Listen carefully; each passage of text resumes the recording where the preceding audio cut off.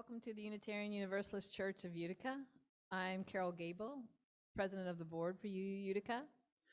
Whether you are visiting for the first time or have been a member for many years, you are welcome here. Whatever faith you have known, if any, you are welcome here. Whoever you are and whomever you love, you are welcome here. We are invited to bring our whole selves to this worship service, our doubts as well as our convictions, the pain and joy we have known, our longing for connection and understanding. Every part of you is welcome here. Our congregation acknowledges that the land on which UU Utica is situated is the ancestral lands of the Oneida Nation, one of the original nations of the Haudenosaunee or Iroquois people. If you are visiting us for the first time today, either in person or online, we are glad you have joined us. We would love to learn more about you and connect with you in our newsletter if you like. There will be a link in the chat to a form that we hope any online visitors would fill out, and we hope you'll stay for informal conversation or breakout groups after the service. In case you were not here last Sunday, I'm going to repeat the announcement that the Board for UU Utica is very pleased to announce that Reverend Karen Brammer will serve as its next minister. Reverend Karen has been a Unitarian Universalist minister since 1998. She has served as minister for congregations in Maine and New York, most recently in the Hudson Valley area.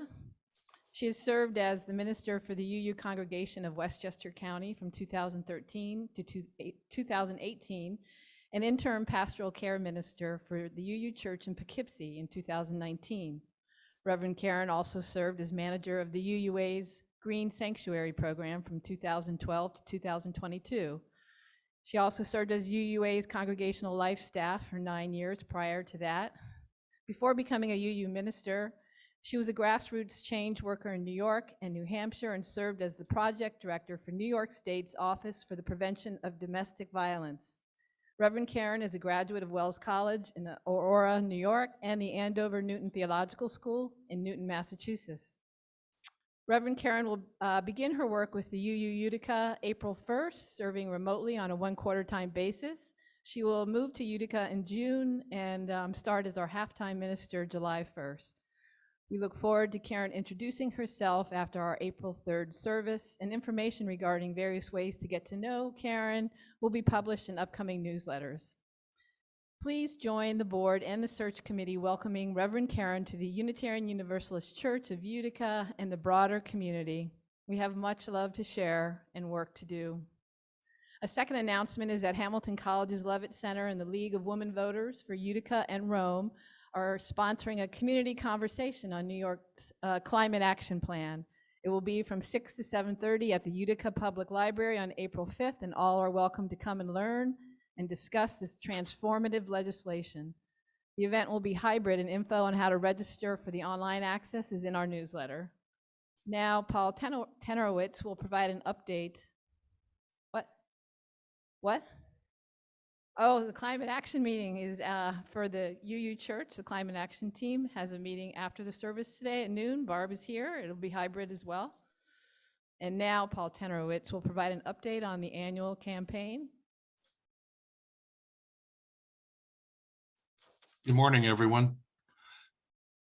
Just wanted to check in and let everybody know so far we're doing pretty well with our campaign. We're up to 57,000. Our goal is 85,000. And we're a little bit behind last year, about $3,000 at this point in the campaign. But I want to thank everybody that's pledged so far for their generosity. I know it's difficult this year with the way things with prices and everything have gone, so we really do appreciate it. If you haven't pledged yet and you want to pledge today during the service or after the service, in the chat there are links for the email for the financial secretary you can send your pledge to, or there's a link for a form on Google Forms that you can pledge through. And also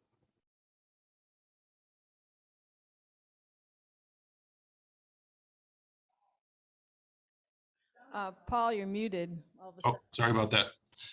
Just the last 30 seconds. So I was just saying there's a pledge you can pledge by in the chat. There's a link to the form on Google that you can pledge through. There's a link to the financial secretary's email, or you can call the church and leave your pledge on the voicemail there if you'd like. And we're running through April 6th. That's when our pledge drive ends. And this week, we're going to be starting to canvass or call people that we haven't heard from. There were 62 pledges last year in total, and right now we have 32. There are quite a large number of people that haven't sent their pledges in yet, and we'll just be giving them people gentle reminders by email or calling them, and hopefully we can get our numbers where we need them.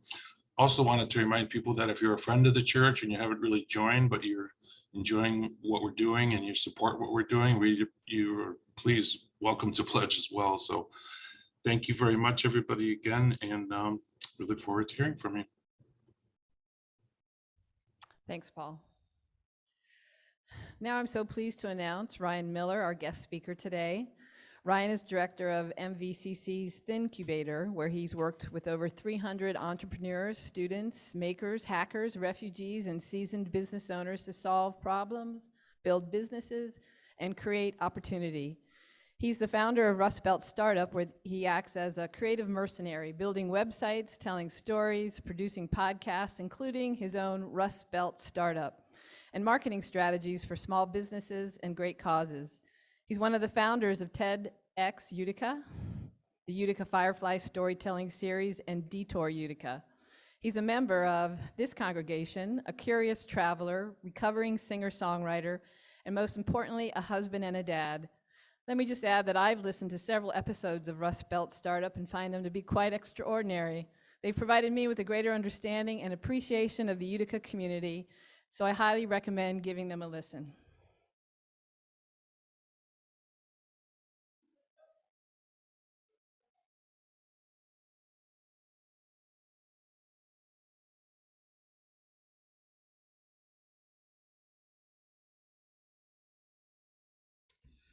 Our chalice lighting is May Our Faith Be Renewed and Reignited by Reverend Dr. Rebecca Savage.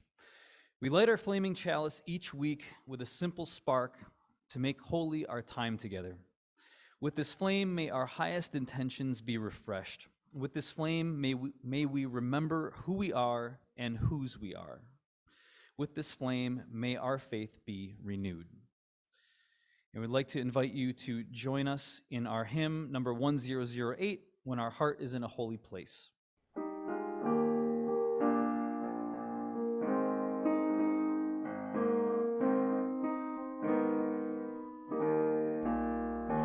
When our heart is in a holy place, when our heart is in a holy place, we are blessed with love and amazing grace.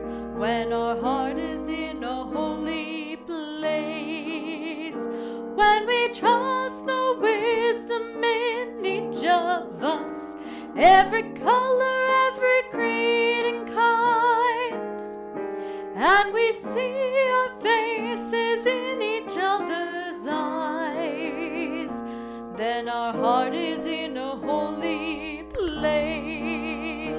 When our heart is in a holy place, when our heart is in a holy place, we are blessed with love and amazing grace. When our heart is in a holy place, when we tell our story from deep inside, and we listen with a loving mind, and we hear our voices in each other's words, then our heart is in a holy place. When our heart is in a holy place, when our heart is in a holy place, we are blessed with love and amazing grace. When our heart is in a holy place, when we share the silence of sacred space, and the God of our heart stirs within, and we feel the power in each other's faith, then our heart is in a holy place.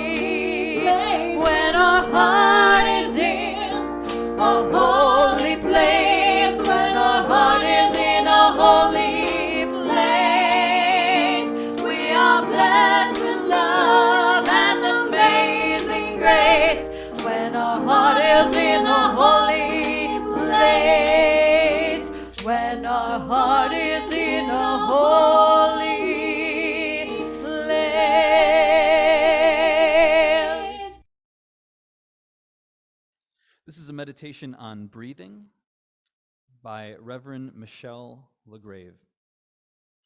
Breathe in, slowly now, breathe out.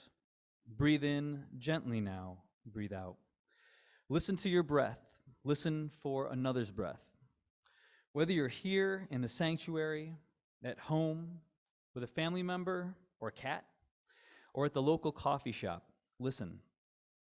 Now place your hand on your chest, or do so for another if they need and want your help. Again, slowly now, breathe in and breathe out. Some of us hear with our ears the sounds we make and the sounds that others make.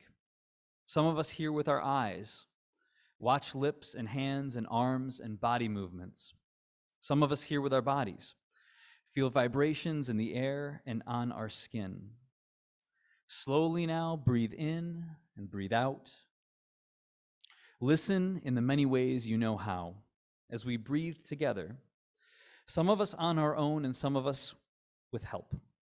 So too do we live together. Gently now, breathe in, breathe out, breathe out, and breathe in. Together and apart, we are many and we are one. Breathe in and breathe out. And listen in the many ways you know how, as together we enter into the silence. Amen and blessed be.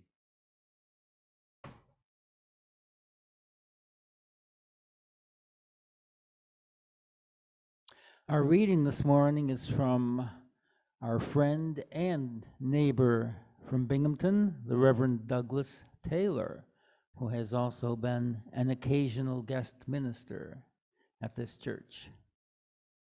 Prayer against injustice and despair.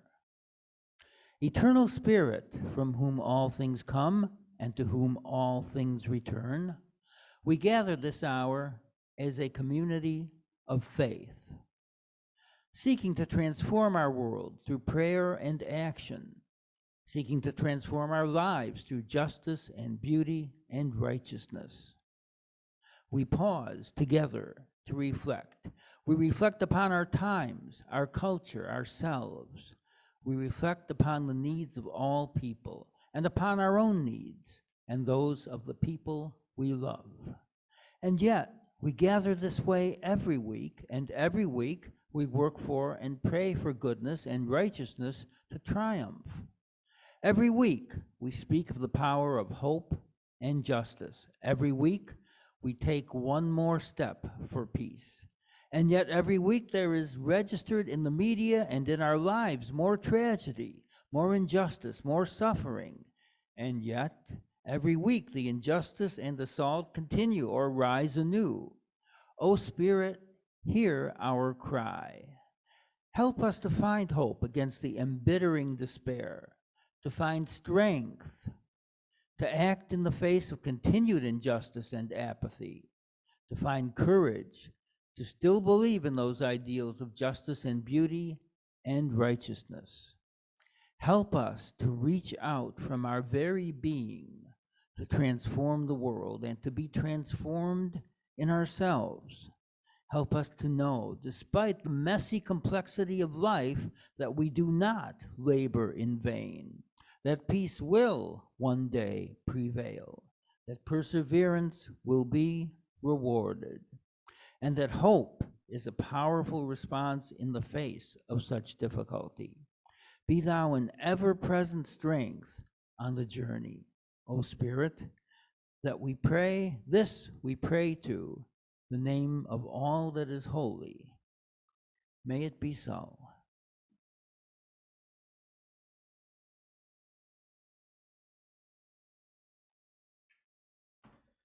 So thanks so much for having me this morning. What I wanted to talk about today is unconventional connections. And as Carol referenced, there's been a podcast project that I've been working on for the last 3 years, and I have to say that it wasn't born out of like so many other things that we do in our lives. It wasn't the reason I started it wasn't the reason I continue to do it, and the inputs haven't been congruent with what I thought the outputs were going to be. I started this because business is my business. I work with folks that are trying to build businesses in Utica. And when you play a sport or when you are trying to get better at something, you need to surround yourself with people that are better than you are. It ups your game, and there's so much to learn from other folks in the space. And what I realized quite early on, especially with all of the bad things that happen with media and social media, is that, you know, the byproduct is that there's a lot of other things in terms of connection and community building that we don't hear about as much. And those experts and those people that are making impacts and changes around our community or around the country really have never been more accessible to us. And when you really step back and think about it, the best minds and the best practices and the daily rituals and habits of people that are world class at whatever they do, those skills have never been more accessible to us than they are now. And a lot of that comes through conversations. And so I started this project because I wanted to increase my learning, my Rolodex, and just get better at what I do. So there really, it was very kind of selfish in a way, because something happens when you send someone that is an expert or a thought leader an email and you say, hey, could I pick your brain for an hour? We're busy. We all are busy. We have all the things that go into our daily, existence. But a different thing happens when you say, hey, do you want to be on a podcast for an hour? For some reason, they're like, let's do it. So I've used this as kind of a Trojan horse for me to get to meet and interact with and create context and relationships around people that I find incredibly interesting and that are making change in our community and really across the country. So what I want to do today is tell you a few stories of some of the folks that I've talked to over the last few years, and as well as some of maybe the common threads and takeaways that I think can apply to congregations, that can apply to communities, and can apply to building relationships, honestly. And I want to start with who Carol had alluded to, is someone who's spoken with us at this congregation, is Pastor Mike Ballman in Oneida Square. And I went to talk to Mike because I was fascinated by, again, all of these things are going to start with business, and they seem to take a turn towards building a life and having impact. I wanted to talk to Mike about social enterprise, the idea of how do we use commerce and business to create change? Because he was doing that and is doing that in Oneida Square through the Oneida Square project at the time. So they would build these beautiful mosaic trash cans that you may have seen around the city. So they created this business to support people with barriers to employment. And that's really what I wanted to talk to him about, because he had come to be kind of a center or some kind of a social enterprise incubator in Oneida Square, where people could come to him and he could give them resources to start using either their own not-for-profit or to build businesses that support social change and impact. So that was what I thought we'd be talking about. And what I got instead was an amazing story of Mike's, which really informed me as to how he is able to operate in an environment such as Oneida Square with such passion and resilience and resolve. And he told me stories about some of the formative moments of his life. And I would really encourage you to listen to this first conversation. He's from Iowa, and he moved around the South with his family, and had experienced throughout his life lots of different points of challenges and suffering. And that really informed what his life's work is. Everything from a story about he had told me when he was 7 and living in Tennessee, he went with his father to the post office, and he was in 3rd grade. This was like 1978, and he said there was literally a group of Ku Klux Klan members passing out flyers in full gear and with their open faces. And seeing that in 78, it made him realize that on a very visceral level, the problems of race, that it's not just this thing that is part of history. It is very present today. He is someone that has always been on the side of the underdog, whether that's been a product of the people that he seeks to serve, or he himself has been an underdog. One of the core, I guess his core driver is to support those that are suffering through action. And one of the ways that he came to that was when he was decided to go to seminary. Him and his wife had lost their first son. And he described to me very viscerally the lack of support that he found in a place that is really designed to be about compassion and helping those who are suffering. And as he became a pastor at a church regional or locally, they made the decision that he was sick of what he calls the show. And so you put on the show on Sundays to support whatever the mission is. So he was really getting sick of the show, and he said, we got to move and start really having an impact on our community, urban ministry, making an impact on those who are suffering. So they moved the church to Oneida Square, and he lost about 60% of his congregation in the process. It's this repeated challenge that he faces in standing up for the underdog that is at once like incredibly inspiring, but it really shows you that he is what he is forged of. And the takeaway that I mean, amongst many takeaways that I've had in my conversations with Mike, is that he is someone that is predisposed to action. Instead of talking about something, we're going to use our bodies and our minds and our communities to affect some level of change. And when he sees a problem, his natural instinct is to just do something. And now he's the founder, the director, the operator of the Moral Warming Center, which provides a warm place for our most vulnerable neighbors. And he talked with me recently about the struggles that he's had within our community, because I think what Mike has done is he's made homelessness visible in our community, something that hasn't really happened before. That is an uncomfortable thing. And he talked to me about the local kind of pushback on this. Why can't we can help folks, but let's help them over here. Or you can help them, but help them in this way, which doesn't make us uncomfortable. And so within these conversations with Mike, the thing that has been so inspiring to me has been, you meet very few people in your life, I think, where within a half an hour of meeting them, you know exactly what they're made of. And in his case, what a gift he has to clearly understand what his purpose is and how he can affect change in the community. And so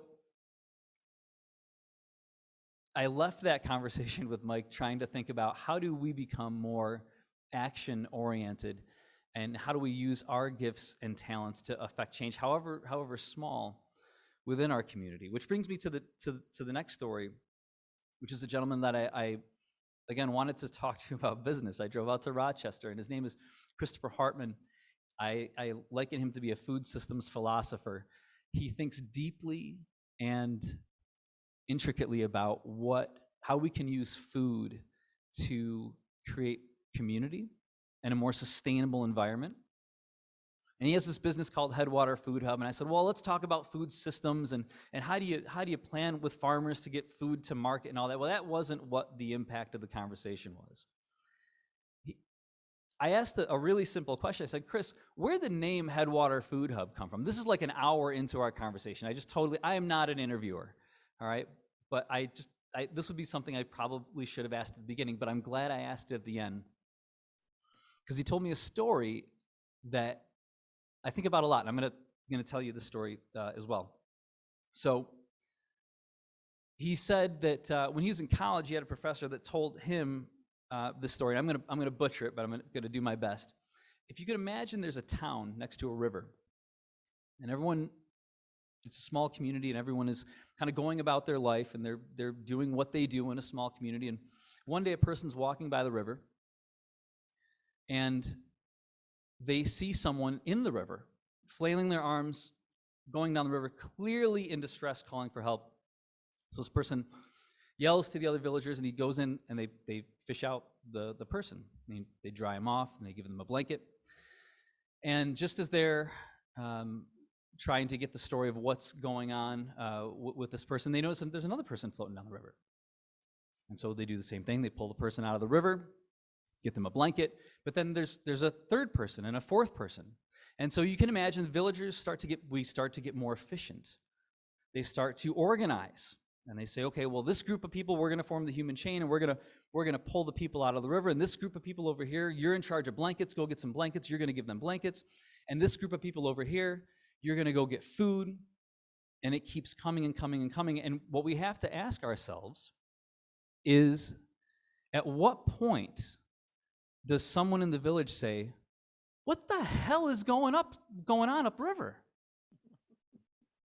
And to me, that was a very profound story, because it's the way that he, in much the same way that Mike thinks about his North Star and his guiding principles, Chris uses that as his guiding principle. How do we become a solution-oriented people?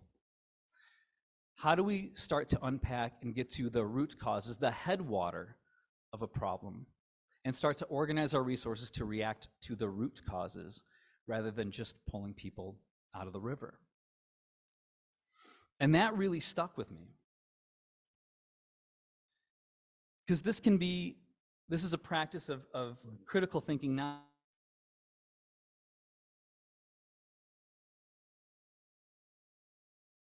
what makes a good life or an impactful person. You know, I spoke with Tim Geruto, who's the CEO of Human Technologies here in Utica. Full disclosure, I'm on the board of HT. But it's like a $60 million company where our mission is we employ over 300 people with disabilities. And I wanted to talk about not-for-profits, but what Tim wanted to talk about is his role in creating a organization. Tim's a rower, and he wanted to create an organization, it's out in Rochester where he's from, that is rowing on the canal, that opens rowing to, in particular, veterans experiencing PTSD and people that are visually impaired or that have disabilities. Getting them on the water, getting everybody literally and figuratively rowing in the same direction. What's the impact that activity has of being on the water and feeling the breeze in your face and working together towards a common goal? That, to me, is just as impactful as the business part of this. And again, it keeps happening. I spoke with a woman when everything was locked down. Her name was Kat Velos. And the reason I reached out to her is she recognized very early on, she was in the Bay Area. She recognized very early on the problems that we are experiencing with all just being shut in our houses, and the mental challenges with that, the lack of connection. We are a social animal. And she did this really simple thing, which was she started what was called a conversation. What was it called? A conversation club? No, I can't remember exactly what it was called. The idea was this: you send $10 in, and she has these virtual meetups 3-4 times a week, and you dial into Zoom, and she spends the first 20 minutes just playing some chill music and getting people oriented, and you're supposed to be off camera and on mute. And then she asks everyone to show themselves and get off of mute, and she pairs you up with some random person from it was going to be around the country, but it grew to be around the world, and gave you a prompt just to talk to someone for 20 minutes. Someone you didn't know, and it was a prompt that just, you got to learn something about someone else's life in another country or another part of our country. And it was a small, easy, digestible way for her to create connection in a time where people really needed it. And it turns out she's become an expert in connection. She's written some books about being alone together and how do we form and forge more meaningful relationships in our own lives, whether we're together physically or together over distance? How can we be better at forging those relationships and maintaining those relationships? So, what are some common threads? What have I learned? What am I learning? First of all, there are remarkable people like all over the place, and that gets overlooked a lot of times, specifically within our community. I think some of that is because not only are there remarkable people everywhere, and this project really is about having conversations with remarkable people in unremarkable locations. A lot of these people that are making change, that are having an impact, they've just got their heads down. They're doing the work. It's not about promotion, and they're not necessarily telling their stories, but they're everywhere. And so whether you're someone in any community, to figure out, it's one thing to become action-oriented, but I think there's also a skill in getting better at knowing where to look. Where do we find people that are having impact, and then how can we assist, because they are everywhere. Also, this idea that business and community are separate is, you can't untangle one without the other. All of these things, the things that may make a good business, that make a good life, they're all connected. And so many people are using the idea of business or organization or communities to actually have an impact. They're able to change the world in small ways and large ways. And I even think about the conversations that I'm having with you today. Like, the ripple effect can be giant from a conversation. And to tell someone else's story, or to be present as someone is telling you their story, you cannot anticipate what the long-term ripple effects of something as simple as that can be. The third thing is, it's never been easier to connect. Obviously, you need to invest time and to dig in, and you can be an intricate part of that headwater solution. And I guess finally, this idea of, which was alluded to in the reading today, how do we amplify, how do we use the tools that have most recently been being used for sowing division and disinformation? How do we amplify kindness and empathy? We can use the same tools. We just have to make kindness louder. And especially when it's uncomfortable to do so. Telling stories like Mike, that's not an easy story to tell. But I think we can all contribute to that impact by amplifying the voices of the people that are seeking to make the change that we want to be a part of. So that's a heavy ask. How do we get to be more action-oriented people? I'm going to leave you with something a little bit lighter. So that's a lot of work. And I want to talk for the next 1 minute about rest. And this was something that was given to me by a songwriter that I interviewed, who's become an acquaintance of mine by the name of Ryan Montbleu out in Vermont.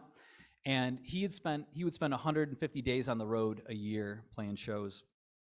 And now he's not doing that as much, obviously, with the pandemic. And we connected when things were just about to shut down. And I said, how do you balance that constant travel, and it's got to get very tiring? And he said, yeah, I think about it like I think about music. If you look at musical notes, whether in any of our books here, there's the rest. And the rest is just as important as the notes. And in music, rest is not the absence of something. Rest is a symbol. Rest is something you do. I was like, yeah, that makes a lot of sense. Rest is something that you do, and you need to cultivate it. And so I guess my challenge and my invitation to everyone today is to, yes, be people that are solutions-oriented, but also figure out how do you, when you need to, cultivate rest. So thank you for letting me share some of these stories with you today, and hopefully I'll have a lot more to tell. Thanks a lot.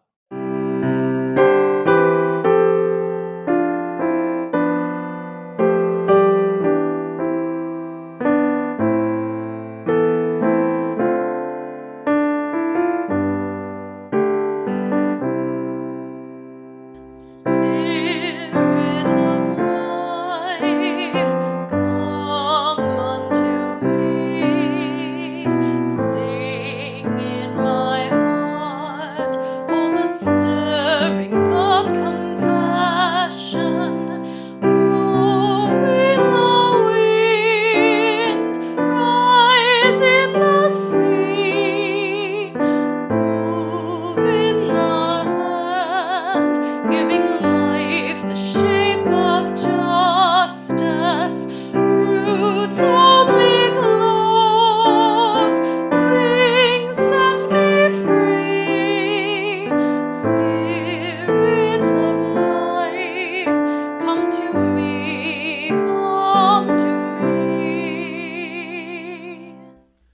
offering words are by Heather Christensen.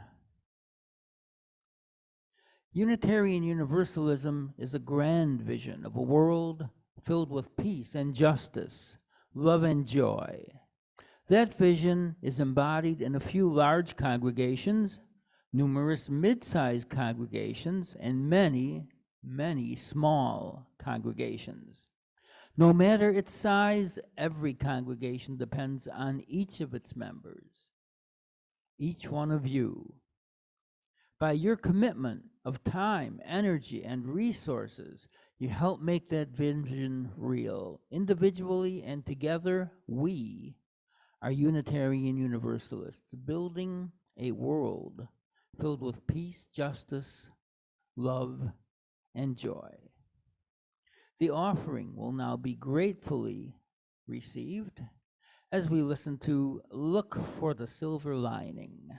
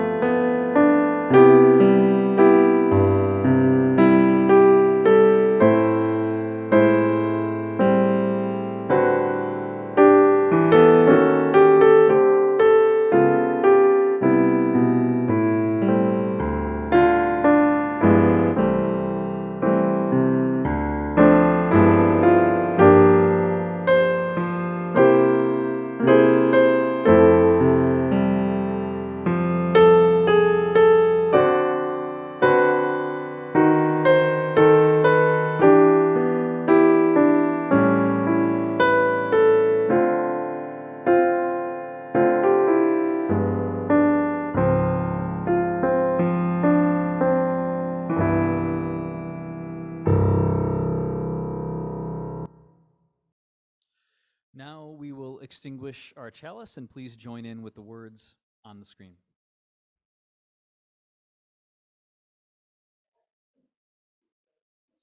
We extinguish this flame, but not the light of truth, the warmth of commitment, the fire of commitment. These we carry in our hearts until we meet again. And now for our benediction, which is by Ernest Critchlow, Harlem Renaissance and WPA artist. Art says, stop looking at my face or the clothes that I wear and look at another important part of me. It's the part of me I can't talk about. So I dance it or paint it or compose music about it. Our postlude is written by Peter Mayer, Blue Boat Home.